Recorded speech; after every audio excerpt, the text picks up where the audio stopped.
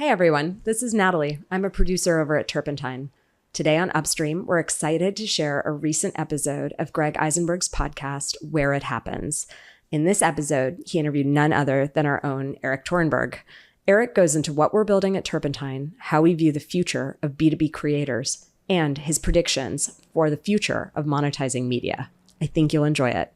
Without further ado, here's Erik and Greg. There's this big opportunity to build like audience in a box business. If you're big on any individual and any platform, you'll probably be big on other platforms as well. You just haven't gotten around to it yet. So if you have a big YouTube channel like Colin and Samir do, or a podcast, why wouldn't you also have a big newsletter? And if you can have support doing that, it's kind of a no-brainer to go to any creator who's big on any platform and say, hey, we'll help you get big on this other platform and give you a half of it. There's so many people who want to expand their audiences across platforms. A service that did this could charge quite a bit of money, or even co-incubate or co-own some of these media properties. Hey everybody, it's Erik Torenberg. Dude, I'm honored. The roles are reversed. Exactly. So for those of you who don't know, Erik, that's how Erik Torenberg, Mr. Podcast Man himself, network of podcasts, introduces. It starts every show. So I had to put that in before you put it in. I appreciate the tribute. Normally, I have the pleasure of interviewing you on one of my shows, but excited to come to yours today. Big fan. I appreciate it, man. All right, we got a lot to discuss. You brought some heat, as expected. I want to start with the trends first, and then we'll dig into some of your startup ideas. So let's talk a little bit about, let's start with the rise of the B2B creator and what you're doing with Turpentine and why you think that's a trend worth, betting your career on. Yeah. So a few years ago during the pandemic, I started to watch what you were doing on Twitter, and I was like, this is really interesting. And I tweeted out something like, there should be a Greg Eisenberg for X, where like people should study your playbook, go deep on a specific domain or sector, write or podcast about the space. And at the time you were, obviously you remain going deep on consumer, on community, on audience building, on sort of, the rise of creators, go deep on a space, write or, create media about the space, whether it's writing or podcasting, and then building, products or tools that sell to people who engage with your content. And or investing, right? And so you were early to this trend, and people who were doing this in parallel with you were people like Lenny Rachitsky, right? For product managers, audience here obviously extremely familiar, or Packy McCormick or Harry Stebbings. These people, including you, Julian, people who come on your show, blew up the last few years. And so I saw that trend and said, hey, this is just the beginning. There's going to be a lot more people like this. What Lenny is doing for product managers, that will exist for every position, for finance people, for engineering, for sales, marketing, et cetera. And that will also exist for every sector.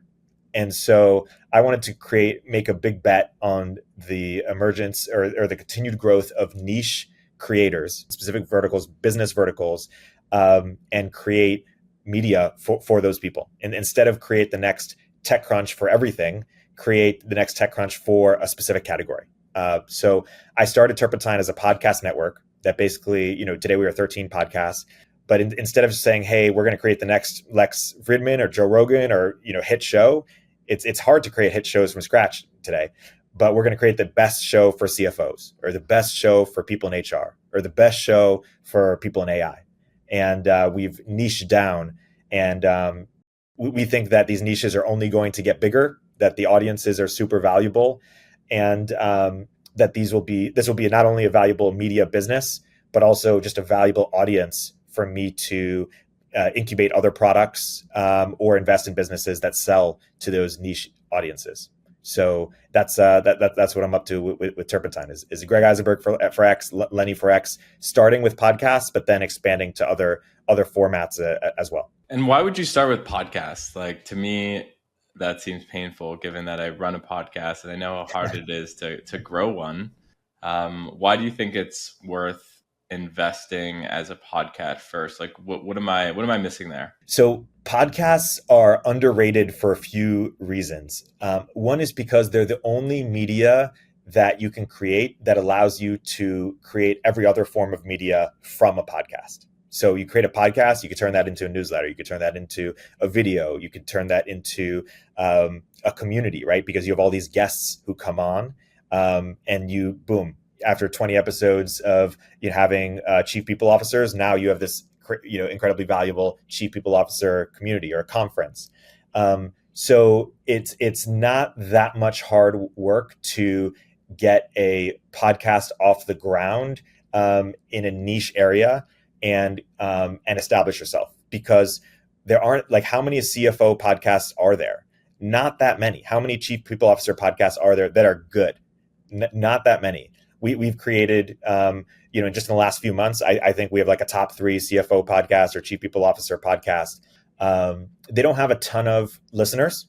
So, under 1,000 per episode, but they monetize really well because people want to sell to that audience. And if you pair them with newsletters, and you could build newsletters on top of the podcast, you could then monetize even better. But yeah, the punchline is they're the medium where you could build every other medium on top of.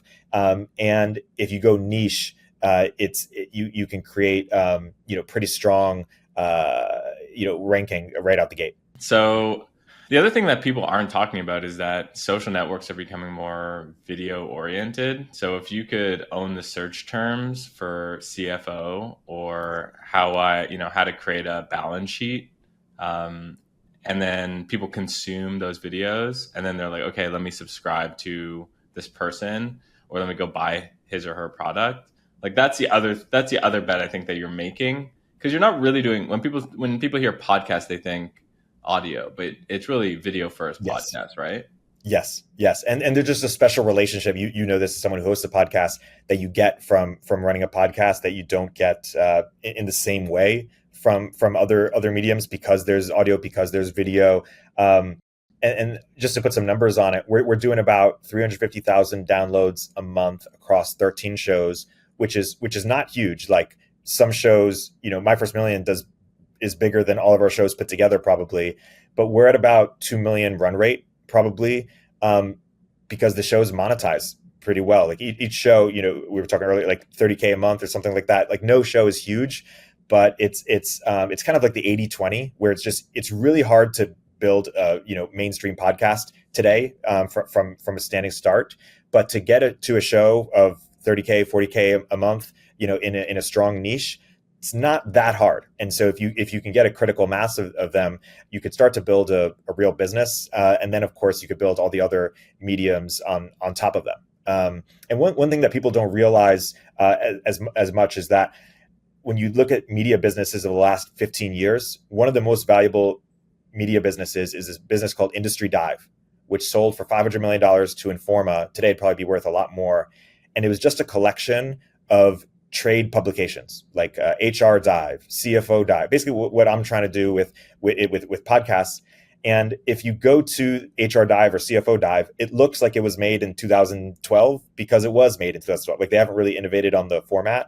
And so I've also been inspired by Workweek, which is a media business that's also trying to create the modern day Industry Dive. And they have more of a newsletter first approach. And that's also why I wanted to differentiate.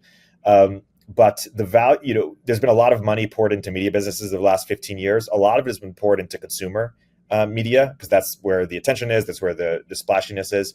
But business media, these are just great customer acquisition channels. And so in a world where, distribution is more and more important, acquisition is more and more important, it's easier and easier to build things, owning those distribution channels, those acquisition channels, is just going to be increasingly more valuable. So that's why we're focused on what we're focused on.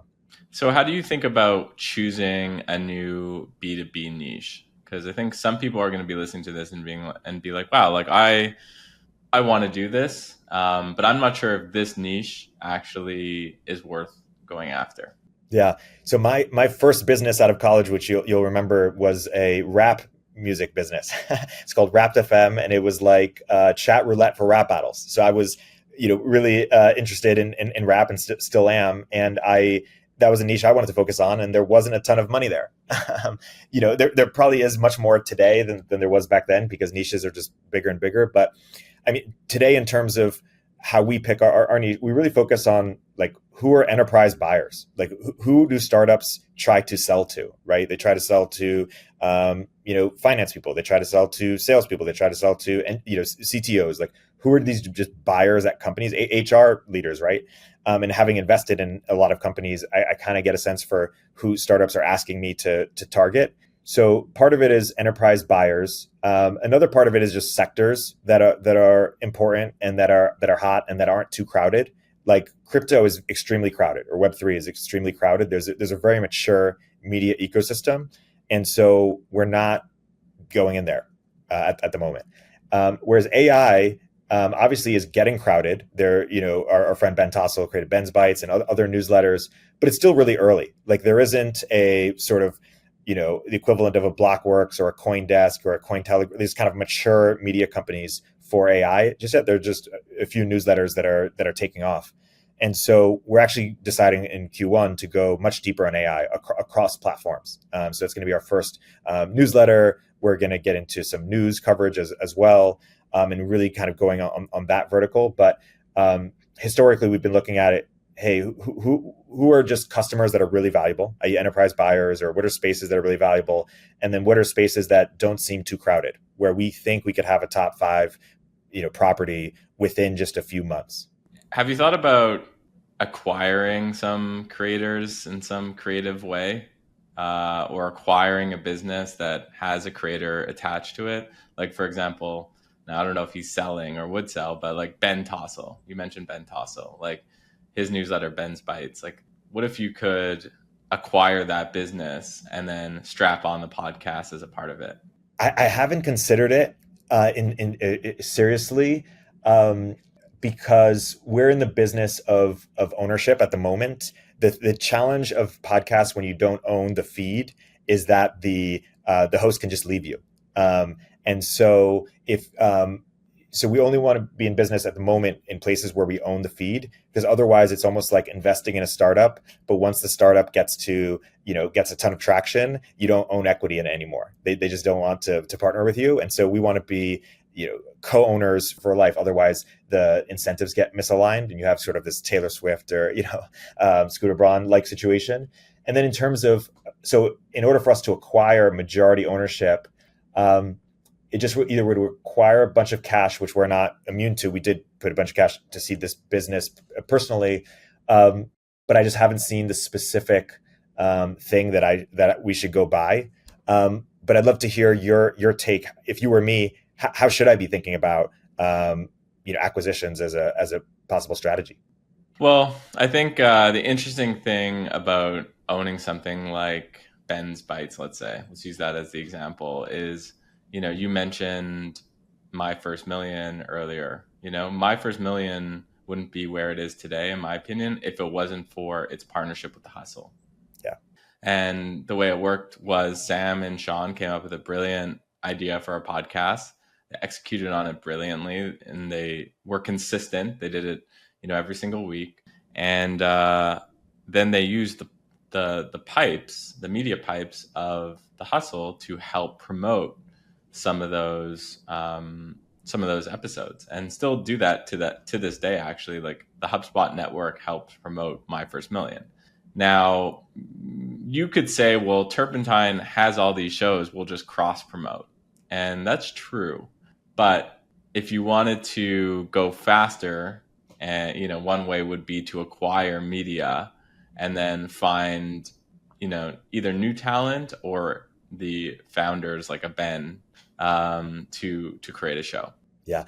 One thing we've been doing is trying to partner with the biggest hosts we can find. So basically in our network, we have Packy McCormick, we have Noah Smith, and Byrne Hobart, a few other kind of pretty big newsletter writers for their specific niches who have a few 100,000 subscribers. And we say, hey, you don't have a podcast today. Let's create one for you. All you have to do is show up and talk about the things that you've been writing about regardless. And we'll give you 50% of everything in exchange for just, an hour or so a week. And in exchange, they promote it in the newsletters too. So we are interested in partnering with people who already have distribution to borrow it. And if there's an opportunity to acquire something where it makes sense, I'm really intrigued. I just worry about people's loss of motivation when they don't when they don't own it in the same way. Or I wonder if there's a way to get kind of the benefits of ongoing distribution by sort of co-creating with people who already have it in different formats, and then using those already existing user bases or distribution sets to bring them to the podcast and the collection of podcasts. We'll continue our interview in a moment after a word from our sponsors. Real quick, what's the easiest choice you can make? Taking the window instead of the middle seat, outsourcing business tasks that you absolutely hate. What about selling with Shopify? Shopify is the global commerce platform that helps you sell at every stage of your business. Shopify powers 10% of all e-commerce in the US, and Shopify is the global force behind Allbirds, Rothy's, and Brooklinen, and millions of other entrepreneurs of every size across 175 countries.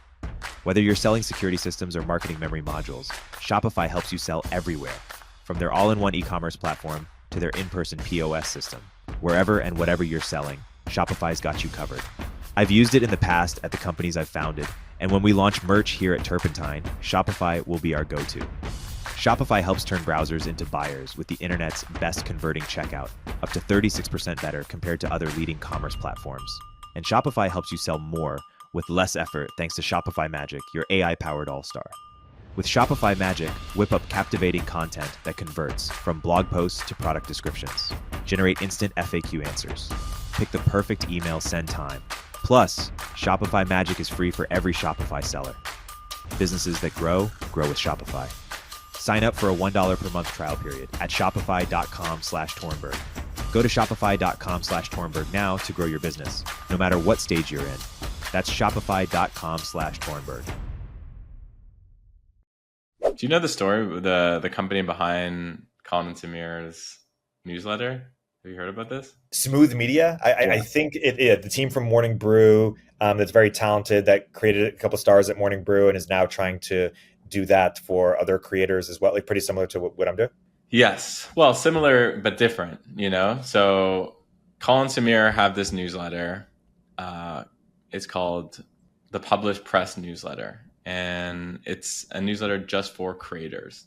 Makes sense. Colin and Samir, YouTubers who discuss creator stuff, create a newsletter. They want to get off the YouTube treadmill, so they have this newsletter. It now has like more than 150,000 subs.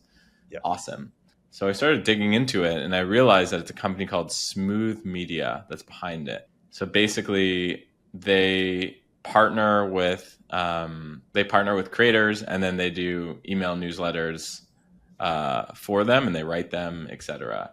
So it seems like a lot of people are scratching the surface on this B2B thing.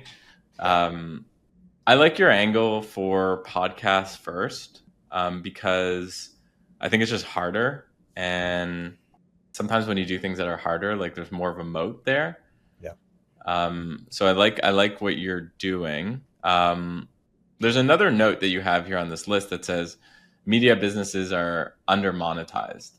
What do you mean by that? First, let me just say, I think there's this big opportunity to build like audience in a box business. Like if you're big on any individual and any platform, you'll probably be big on other platforms as well. You just haven't gotten around to it yet. So if you have a big, YouTube channel like Colin and Samir do, or podcast, like, yeah, why wouldn't you also have a big newsletter? And if you can have support doing that, it's kind of a no-brainer to go to any creator who's big on any platform and say, hey, we'll help you get big on this other platform and, give you a half of it, but we'll keep half of it. Right. And so, there's so many people who want to expand their audiences across platforms. A service that did this could charge quite a bit of money, or even co-incubate or co-own some of these media properties. Is there something like this that exists yet? I mean, people are trying, right? Like, so Smooth is trying, you're trying, we're trying, we all have our own angle. And I think what you're seeing is that 2023, there was just like scratching the surface. 2024, I think we're going to see like, oh, turns out that podcasting was the right angle, or community was the right angle, or email newsletter was the right angle.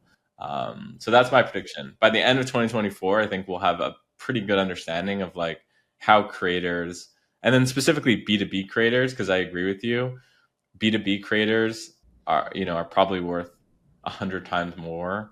Like, if you have if you have 100,000 YouTube subscribers, and as a B2B creator, that's like, you're basically the Mr. Beast of your world. Yeah. So that's Totally. my take on that. Yeah. And so let me get back to how media is under monetized. Well, it's interesting, right? We saw people like Harry Stebbings, Packy McCormick, built these large tech audiences and then raise funds on top of those audiences, right? Hundreds of millions of dollars in the case of Harry. What do people say? A16Z, it's like 50 billion or whatever AUM. They say it's a media company that monetizes via venture capital, right? So clearly investing is a compelling opportunity for people who are selling to business creators, at least in certain categories, right? But if you own this relationship with the customer, there's also additional things that you could be doing. Like maybe the next Harry Stebbings doesn't only do a venture capital sort of a fund, but maybe he also sells services to other venture capital firms. He has an agency, that does fund management. Perhaps. Maybe he builds the underlying platform, or by builds, I mean, he's like an audience co-founder where someone trying to build the next Carta or AngelList or whatever platform that sells to his customer set, where he has the sort of widest set of customers and the most trust with them. Just to name Harry as an example, and VC as one example position, but maybe they give him some percentage of the company for ongoing evangelism. So I think those are two ways in which it's directly under monetized. But there's another way, which is there's a lot of data that media companies get as exhaust that they don't monetize. So I'll give one very specific example that was inspired by this business I saw called Tegus. Tegus is an expert marketplace. If you listen to Invest Like the Best, Patrick O'Shaughnessy, you've heard them advertise there.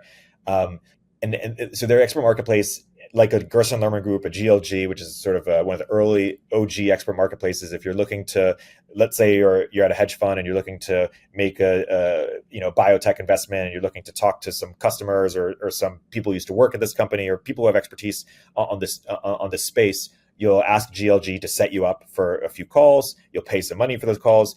You as the expert will get paid to do those calls. It's kind of an established category. So what Tegus does is they go into this established category and they say, hey, we're going to record the calls. These calls are already happening. We're now going to record them. In exchange for recording them, we're going to take less of the sort of margin. So it's going to be cheaper. So it's a superior. It's cheaper for the person paying in order to use Tegus. As a result, these calls get recorded. They then build a database of these calls, a data set of these calls. And now, if you're looking to learn, let's say, about biotech, instead of having to place an individual call, you can now read the transcripts of dozens of calls in the same amount of time. And so they've created a moat there just by using the exhaust from these calls that were already happening.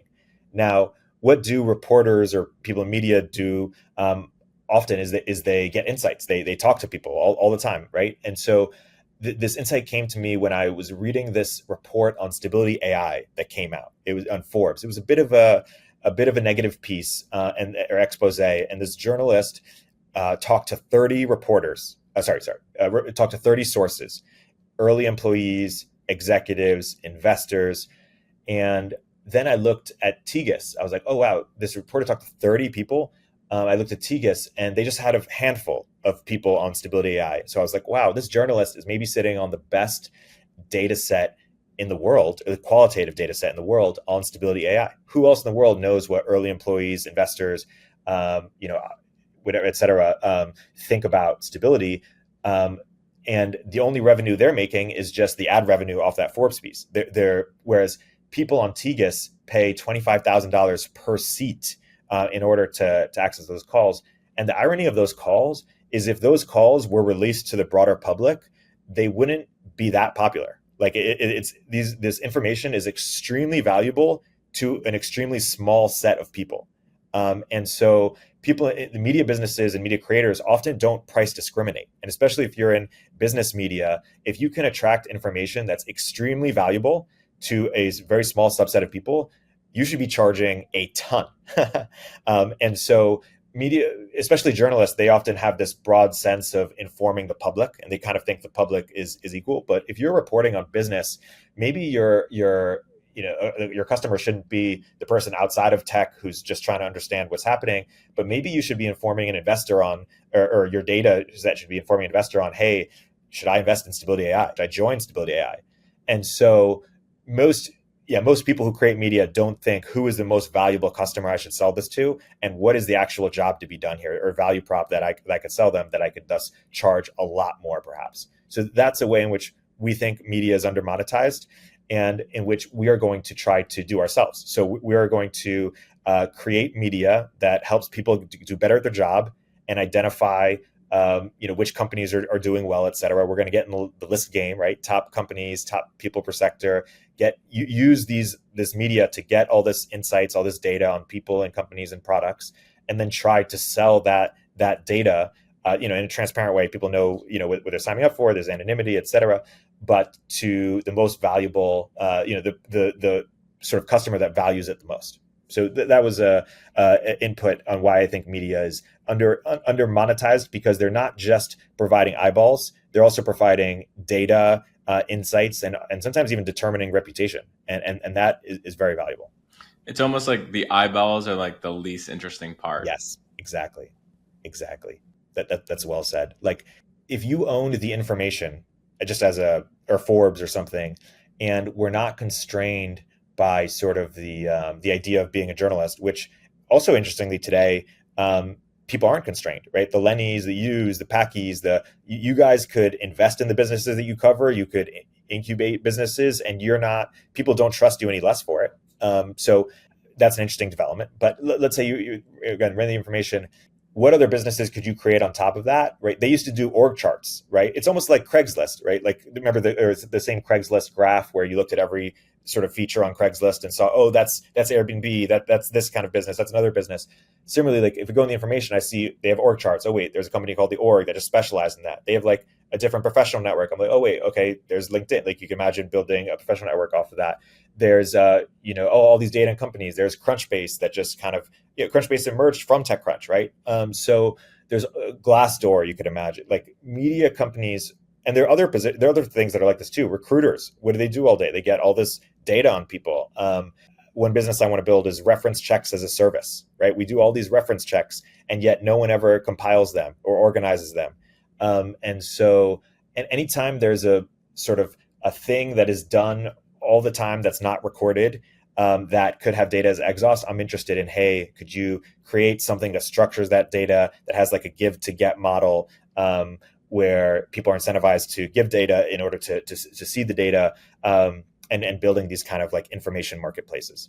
And we're using media as the wedge. So what you're saying is similar to how there was the unbundling of Craigslist, and I've talked about the unbundling of Reddit. Yes. Basically taking a subreddit, a subreddit niche, and then people building products for that. Yes. For that niche. There's this new B2B media unbundling that's happening. And you have the ability to build social networks, you have the ability to build marketplaces, you have the ability to build agencies, you have the ability to build SaaS tools. And the media is almost like the ticket to the ride. Yeah, exactly. I mean, and I've watched you in the businesses you've been able to build, the different agencies, the different communities, the different products, and a lot of it stemmed from your Twitter, and then your newsletter and the other stuff you've built. And I think I've realized, hey, like, I enjoy creating, but I don't think I'm the world's best creator. I don't think I'm as good as you are. But I think what I could do is find the Greg Eisenberg for X and help produce them or help incubate them. And some people listening to this have that creator drive or that potential, and some say, hey, maybe they're more of a producer, or maybe they're more of a partner to these creators. I think one thing that's underexplored also, there's this massive creator. I don't want to burst a spot in case it's confidential, but at the level of someone like yourself who has a chief of staff who gets 25% of everything he does. And I think that's a really interesting model for someone who realizes, hey, I'm not the creator, I'm the producer. I'm the person who's going to let the creator just be themselves, and I'm going to take care of everything else. Go up to someone you really admire, say, hey, I'll do literally take everything off your plate that you don't like doing. That's really important. Going to get you to the next level. Give me some percentage of what you make, 10%, 20%, 25, whatever it is. I feel like that's an opportunity for people. So, and that's what we're doing at Turpentine. We get 50%. Right. And so, yeah, that's how we think about it. Yeah, I think First of all, I really like the producer versus creator bit. I'm gonna use that. I'll credit you on Sure. that. Not everyone needs to be a creator. Yeah. Not everyone needs to be a creator. Back when like being an entrepreneur was really cool and everyone wanted to be an entrepreneur. People some people that I really respect would say not everyone needs to be an entrepreneur. And now 2024, it's like, no, not everyone needs to be a creator. In fact, I wouldn't be surprised if the producers actually do way better than the creators in the end. Wouldn't be surprised just because they're more diversified. They can produce multiple projects. They learn, like, you're going to learn so much about what's working, what's not working across your portfolio. We see that ourselves. Like, we have a portfolio, and we're doing an offsite in Miami next week with all the different leads of all the different businesses, and they're going to all share what's working and what's not working. Yeah. And as the producer, you can look at that and be like, okay, maybe we shouldn't have incubated that AI business, but let's go incubate something like this. Totally. Yeah. And it's interesting. Like, if we're doing for podcasts now, what Smooth Media is doing for newsletters, some people are doing for YouTube. If you own a medium, you get really good at any specific medium, you can then go to people. Of course, you can do it for service and get paid. But if you're good enough, you can co-incubate. You can go to someone who doesn't have one of these channels and say, hey, it's what Smooth Media is doing. Say, hey, we'll create this for you. We'll run the whole thing. We own 50% and want to be long-term partners, or whatever we own and are long-term partners. And I think that's just a difference in mindset. It requires taking a bit more upfront risk. But if they're already big on a different medium, you've kind of diversified. And one example I'll give, and this guy's been immensely successful, so I don't mean to take anything from him, but Dave Poreh, he did his writing courses. I think another business he could have done. Now he's not as passionate about it, so he should do what he's passionate about. He's been very successful, but he could have, instead of teaching people how to write, he could have gone to people who either are big on other platforms or just have really valuable service businesses, like financial wealth managers or accountants or lawyers or whatever, and said, hey, I'm going to make you the biggest lawyer on Twitter, or the biggest accountant on Twitter, the biggest whatever, and in exchange, make me a 25% partner in your business. And he could have done that with like 5 or 10 accounts or more. And really just been in kind of the equity game.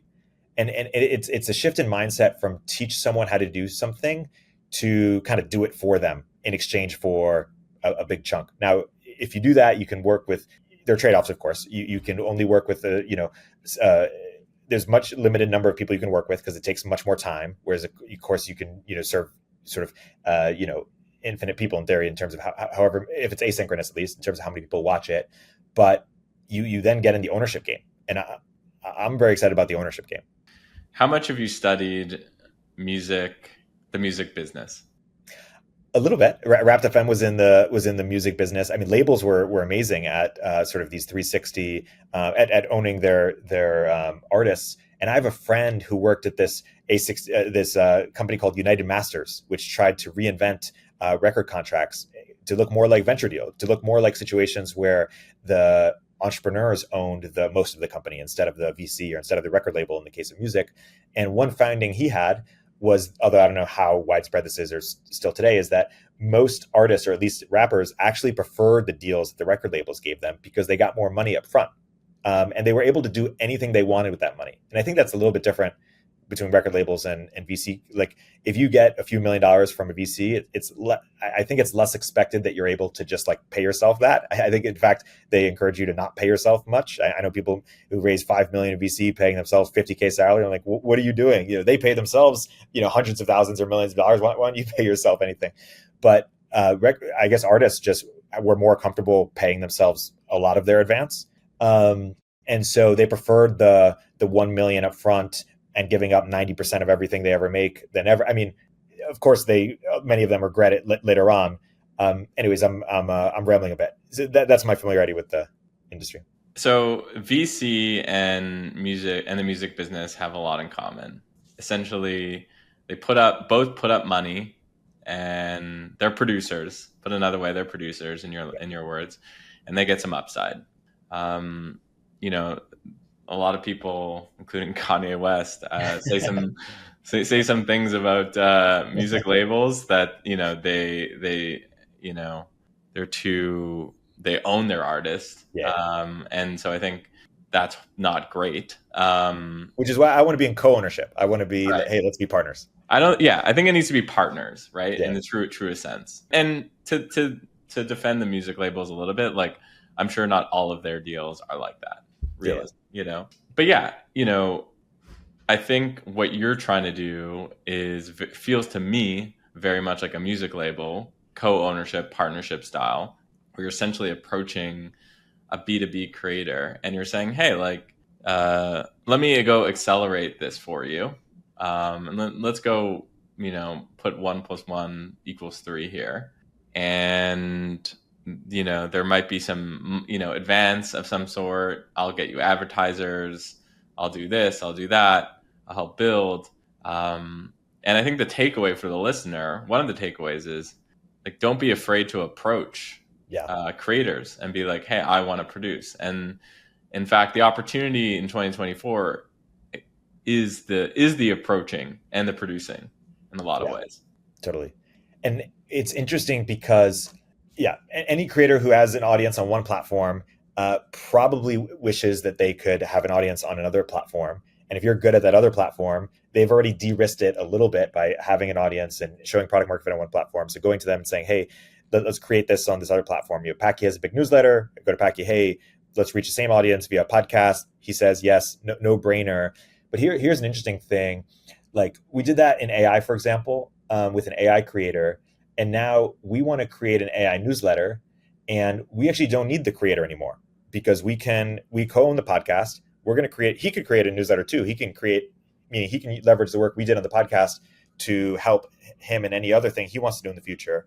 But similarly, I guess what I'm saying is we're using the creator for their distribution, but of course, providing a ton of value, giving them more distribution, more revenue, something they wouldn't have had otherwise. But now, because we've sort of established one format, we can go in another format and then create our own sort of audience. Say, hey, we're going to do it 100% ourselves. And this is how we're building our brand. We're building the brand off great partnerships with creators that we then go into other platforms. Say, hey, now this is the Turpentine AI newsletter.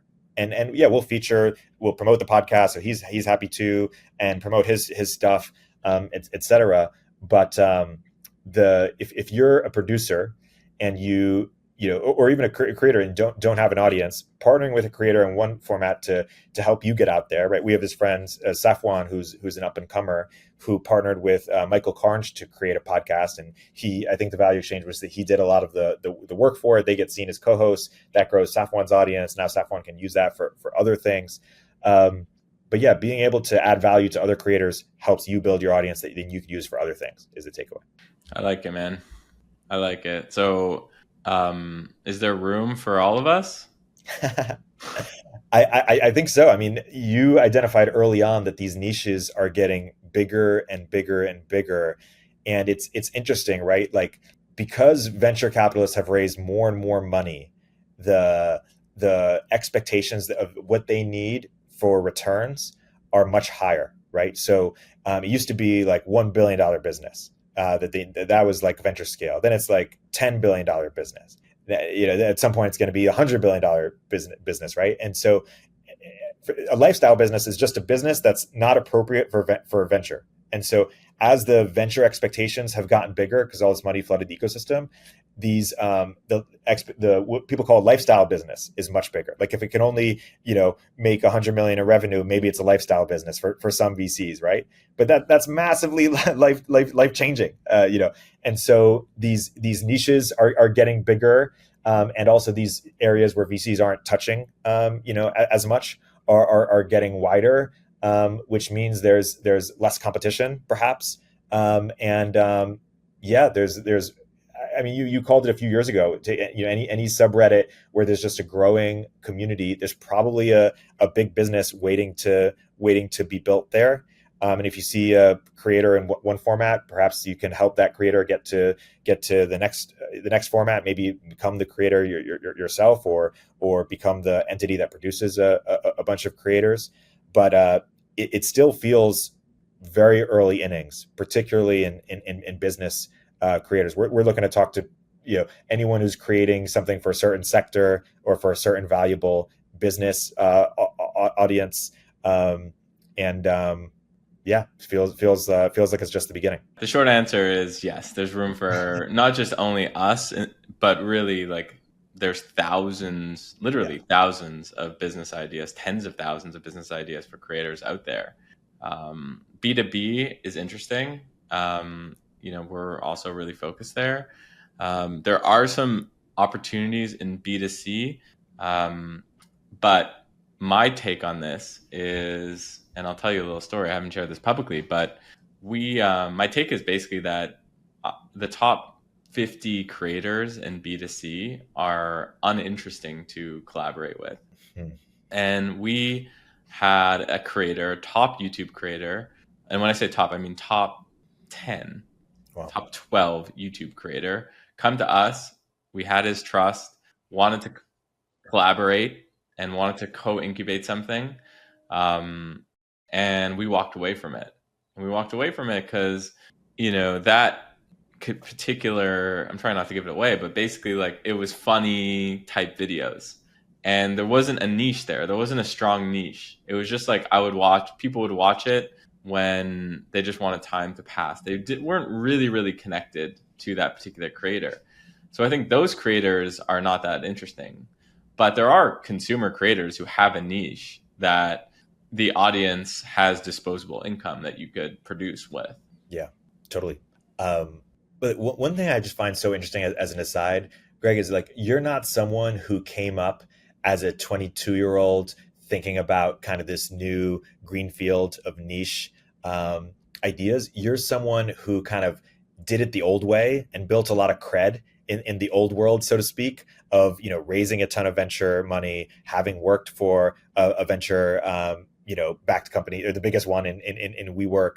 And there was so many incentives to just keep going down that path in some ways. And there's a lot to walk away from in terms of, I'm sure some people came up to you and were like, hey, what are you doing? Like, that feels weird. Like it's the golden era of raising VC and you're saying, hey, don't raise VC. And so it's so much harder when you have stuff to walk away from. And that's why I used to say things like, it was easier to get into crypto if like you came up in it or something, because you didn't have all these people saying, oh, that's weird. But you did. And I think that's inspiration for people who are already down a path, who either, raised a bunch of money or are in a space that doesn't feel that exciting, or doesn't feel like you're on the sort of, what's going to happen. If you're listening to this, you kind of have a vibe for where things are going and what types of people are going to have more and more career capital. And it's the Yus, it's the Sahil Blooms, it's the, Sean Purry's, et cetera.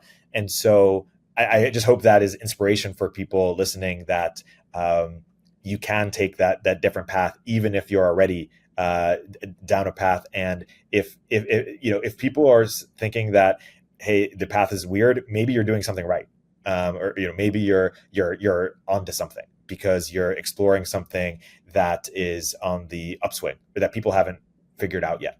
And so that's both an opportunity for people who are just up and comers and getting their start to explore something that's underexplored, but on the up and come, but also people who've been in the game for a while. Well, first of all, I appreciate you saying that. Thank you. The reason I had this come to Jesus moment was because I saw how the sausage was made. And once I saw how the sausage was made, I realized that this it just wasn't for me. It just was not for me. You talked earlier about how sometimes founders don't pay themselves after even raising millions of dollars. And that's really true and not really spoken about. When I was running Islands, I paid myself a $75,000 salary in San Francisco, which goes nowhere. Nothing. And in the last 12 months, I didn't even feel like I deserved the salary because I wanted to extend the runway. So I stopped taking a salary. So there's so many examples of venture-backed startups and where that can go. And I'm happy that more and more people are sharing it. And that's one of the reasons why I like the podcast, is it gives me an opportunity to share these stories. And I could have gone, I was at WeWork close with the SoftBank folks. Like I could have just gone and been a partner or whatever at SoftBank for the rest of my life. and sold money to people. But no. And I honestly, like, I find this path to be, for me at least, way more interesting. I don't know about you. Like, how are you also have a background in venture, raised a lot of money. How do you feel about this new kind of rogue path that we're on? It's been an adjustment. So yeah, raised a lot of money in the past from a lot of the big names. And when you raise money from big names, you get invited to fancy parties. And people come up to you and just give you all this validation all the time. And people, venture capital firms became so good at marketing, where they convinced founders to take a lot of their money, more money than they ever needed, right? I remember at Product Hunt, we raised a seed round. We had like $2 million or something, maybe 1.5 or $2 million in the seed round. And then a few weeks later, we got a Series A term sheet from Andreessen Horowitz. And we didn't even know how to spend the $2 million, let alone the 8 to 10 that came after it. But it was, and I love Andreessen. I'm friends with that firm, but that money was just so enticing. And did we need the money? Not really, right? Was that the right thing for the business? Unclear. But the firm and just VC in general is so good at being a signal to the market that our company is one to be taken seriously, and people should want to join our company. People should want to trust. Customers should want to trust that. And so it's incumbent on startups in a startup ecosystem to have other versions. This is why I'm excited about media too. Other versions of that signal, other versions of that blessing that don't come with major dilution, overly capitalized businesses, and expectations that are way ahead of where the business is going. And there needs to be other entities that can bless these companies with that signal that don't come with the same sort of constraints. So you ask me how it's going. It's been an adjustment because I haven't been invited to all the same fancy parties, or I haven't had the same level of validation. People say, "Oh, what are you up to?" I say, "Oh, I'm working on this media company." "Oh, that's cute." But when are you going to go for something really big? And I'm like, "Oh no, wait, this is like the infrastructure. One, this is big, but two, this is the infrastructure." And I didn't raise any venture for it. And people just think you're going small, right? But people don't realize, like the MailChimps and Zapier, there's a lot of businesses, or there's at least enough businesses that have gotten massive, massive scale that barely raised any venture money or didn't raise any at all. And venture capitalists would have loved to put money in the same way that there's, lifestyle business is kind of this like euphemism. There should be a similar euphemism for a business that's like too good to raise venture money, right? Like the MailChimps or Zapier, like venture capitalists would die to put money into it, but it's too good of a business. It doesn't need this upfront, massive capital and dilution and expectations and bosses, as you've been, writing about. How you investors, you've got bosses. It's easier to get businesses off the ground. It's easier to get distribution, and if you don't need capital for it, why raise it? So it's a bit of adjustment, but I think what you and I and other people are doing are showing examples of success, like businesses that achieve real success that didn't need to raise money, that were in fact sort of advantaged for not raising money. And it's increasingly in the same way that a lot of our friends want to do personal holding companies, which we'll get to in a minute, but a bunch of our friends who've raised hundreds of millions or even more in capital say, "Hey, I don't want to do that again. I don't want to do that anymore. I want to raise zero." And now it's like we need to turn it from a sign that you couldn't raise money to a sign that you're too good to raise money. Like the costs of it, and you don't need it anymore. Well, let's just change the name of unicorns, unicorn founders, and unicorn companies to, like, a unicorn company isn't something that gets to $1 billion valuation. It's something that gets to $1 billion value. Right. If you can it's something that gets to like 10 million in cash flow. That to me is a unicorn company. Yeah. And a unicorn founder is someone who could do that. It's like your buddy. Yeah, no, totally. It's crazy. I'm making my goals for 2024. And when I look back at my goals for previous years, it was like, okay, get this, my company to 20 million in revenue and to this growth percentage. But like, those were the wrong metrics. Like those metrics were based on what investors wanted, right? They wanted to see a graph up and to the right of revenue, but that didn't take costs into account, right? Or growth, but that didn't take retention into account, right? And so now I'm thinking about, hey, these are goals just for me. And it's like, wait, what exactly should the goals be? It's just like a totally different way of thinking about business building when you're your own boss as opposed to your investors. And your investors just have a different level of risk reward given they're extremely diversified and playing lottery tickets. So can you talk a little bit more about what your goals are for 2024?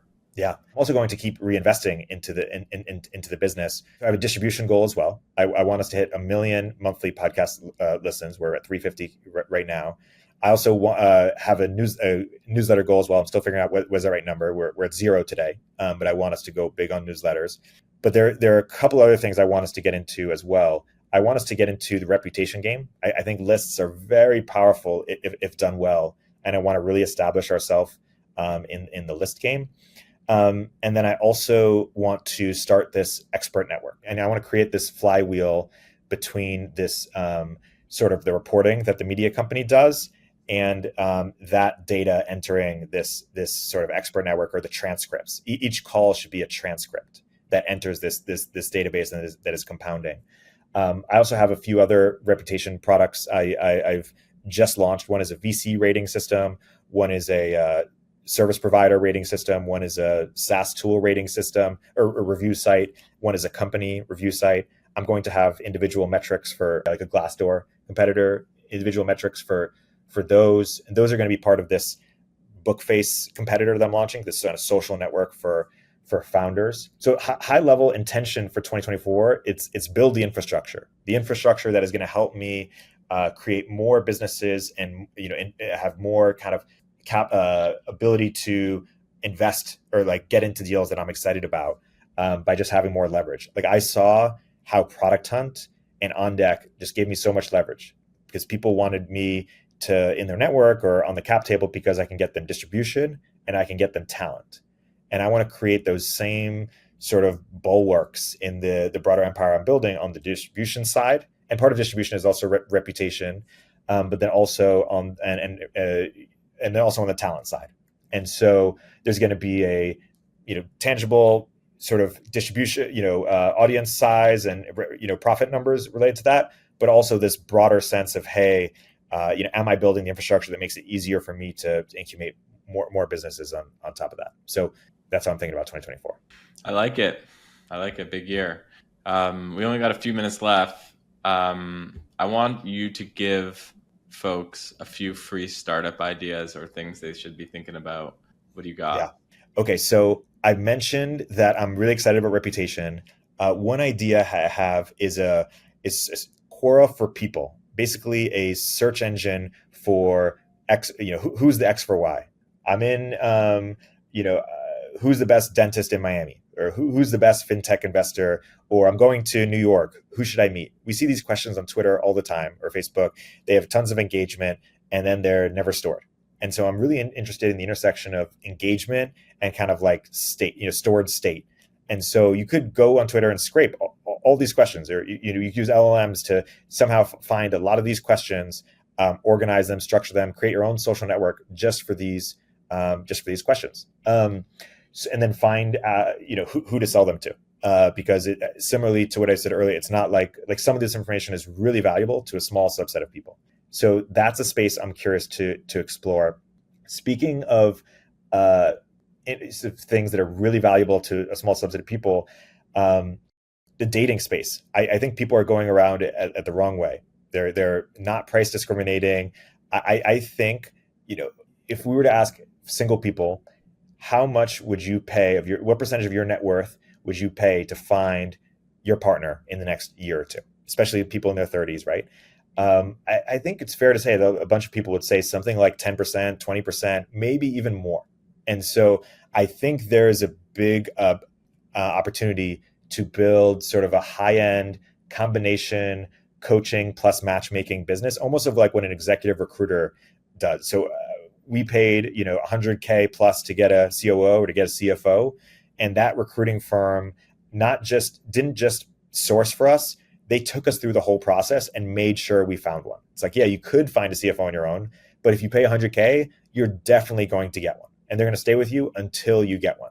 And I think something similar on the matchmaking front. And I've only seen solutions that do either matchmaking or do coaching, but not like personal trainer style, like just make sure it's, do it for you, almost like be in the dating apps for you. And I think Do in it for general, you. yeah, exactly. I think in general, it's a big trend of like shifting from like teach you how to do something to like press button and it's done, like do it Right. for you. And this sort of like going from coaching to personal trainer doesn't just tell you what to do. He also like, or she watches you until you do it.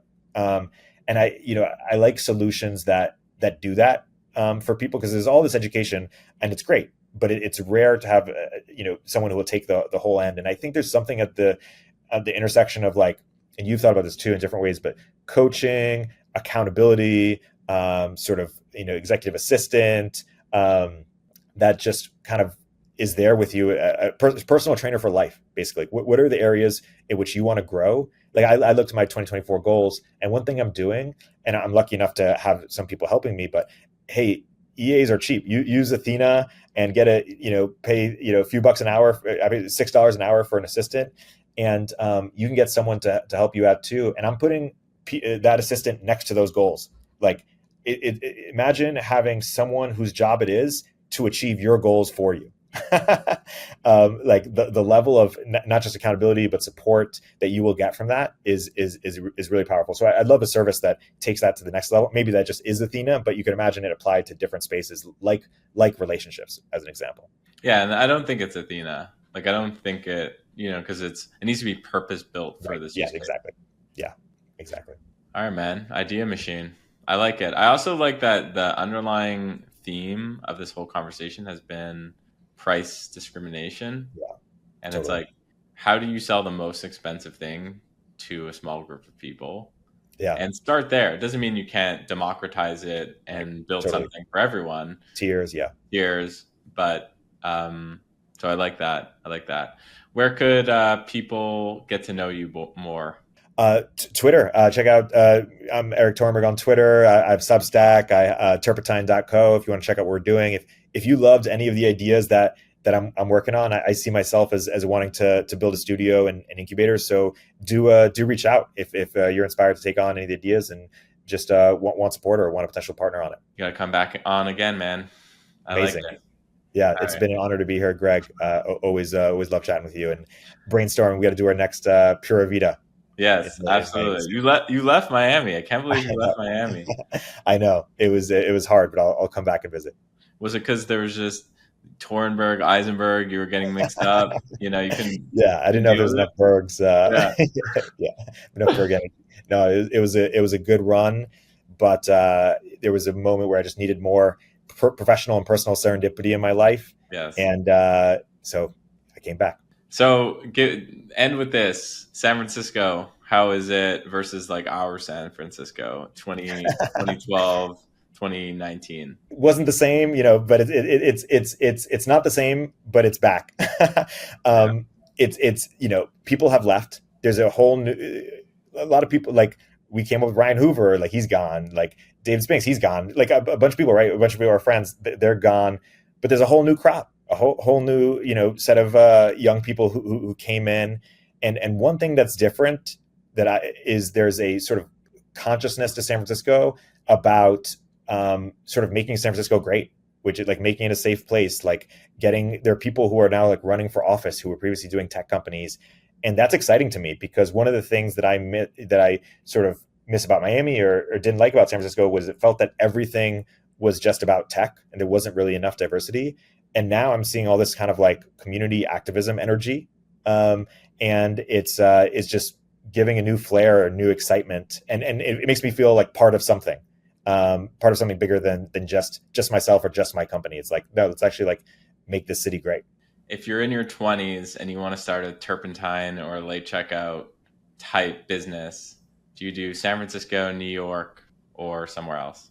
I think the answer used to be, you had to be in San Francisco if you were trying to build a tech company. Now I think you can probably be anywhere, but I still think on the margins, probably San Francisco or New York or just wherever there's a concentration of amazing people, like wherever you can find your tribe, that's where you should go. Like in San Francisco, when I first moved here, I couldn't find my tribe for a couple of years, so it wasn't a great place for me. So I'd almost like find them online. like see where people you want to meet, where do they live, and people you can meet too, and then just go there. Like if you're able to get into the Austin scene with Dave Perel and Justin Maris and all these people, like go to Austin, right? That's how I would think about it. It's like where can you find your tribe, and look online first. Or if you want to come hang out with me and Ryan Hoover in Miami, Yes, exactly.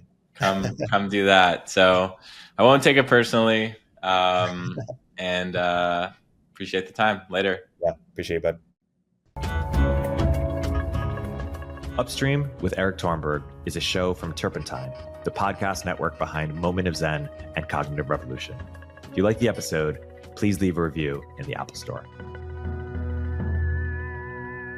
Turpentine is a network of podcasts, newsletters, and more covering tech, business, and culture, all from the perspective of industry insiders and experts. We're the network behind the show you're listening to right now. At Turpentine, we're building the first media outlet for tech people by tech people. We have a slate of hit shows across a range of topics and industries, from AI with Cognitive Revolution to Econ 102 with Noah Smith. Our other shows drive the conversation in tech with the most interesting thinkers, founders, and investors, like Moment of Zen and my show, Upstream. We're looking for industry-leading hosts and shows, along with sponsors. If you think that might be you or your company, email me at eric@turpentine.co. That's ERIK@turpentine.co.